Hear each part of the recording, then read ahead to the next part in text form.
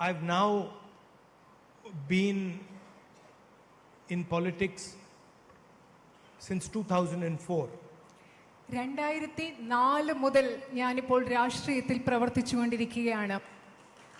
And I can say that I don't have a huge experience, but I do have a certain amount of experience in politics in India.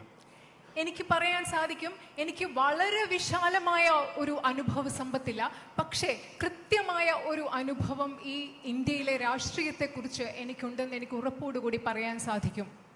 So I would like to tell you a little bit about my experience in politics.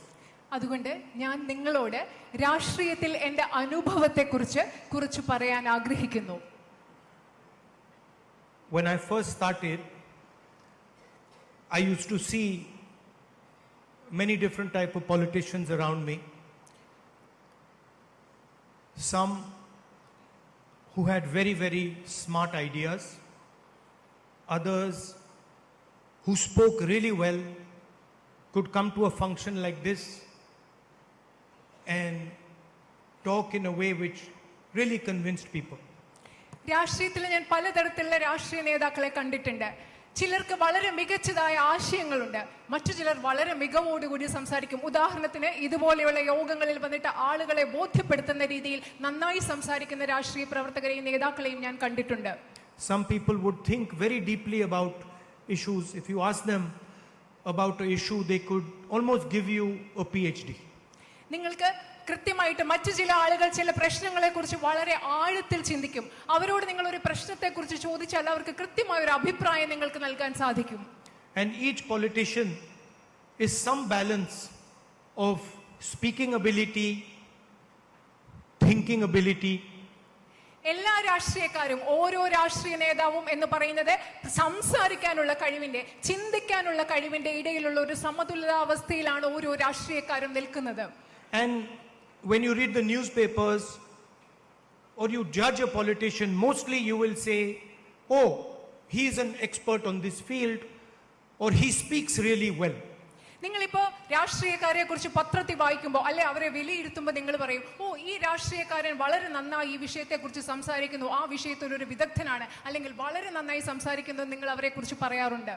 But after some time in politics, I discovered that people are not really interested in how well a politician speaks or how well he thinks about something.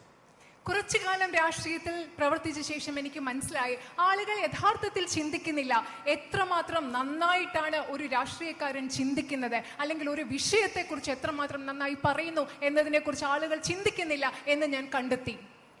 Because before you speak and before you think about something, you have to feel about that thing. കാരണം ഒരു കാര്യത്തെക്കുറിച്ച് നിങ്ങൾ സംസാരിക്കുന്നതിന് മുമ്പ്, ഒരു കാര്യത്തെക്കുറിച്ച് നിങ്ങൾ ചിന്തിക്കുന്നതിന് മുമ്പ് അത് എന്താണെന്ന് അതിനെക്കുറിച്ച് നിങ്ങൾ ഫീൽ ചെയ്യണം, അനുഭവിക്കണം. And I discovered that what people actually want from a politician is his ability to feel for them.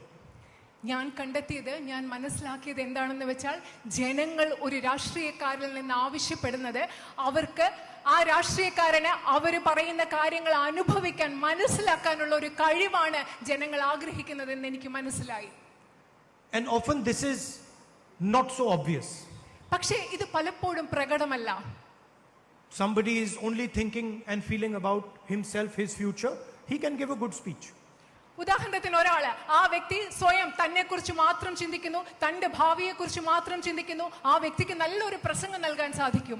Somebody is thinking deeply about some subject because he wants to impress people, he can impress people.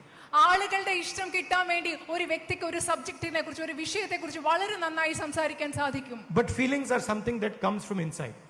പക്ഷേ വികാരങ്ങൾ എന്ന് പറയുന്നത് മനുഷ്യന്റെ ഉള്ളിൽ നിന്ന് വരുന്നതാണ്. It's an act of humility.